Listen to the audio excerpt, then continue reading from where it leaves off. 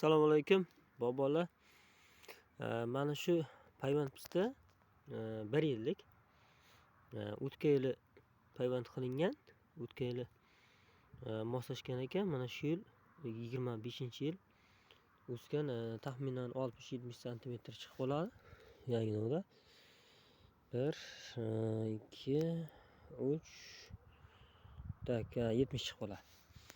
Demak 70 santimetr yangi novda bergan. Bu ko'chirilgan.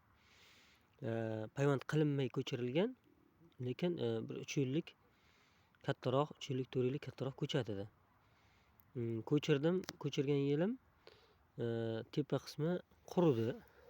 Mana shu yerdan kesib tashlaganman. Teparog'idan qurigandi. Keyin bahorda kesib payvandga tayyorlaganman. Mana shu yerdan kesilgan. Keyin undan yangi novda chiqqan.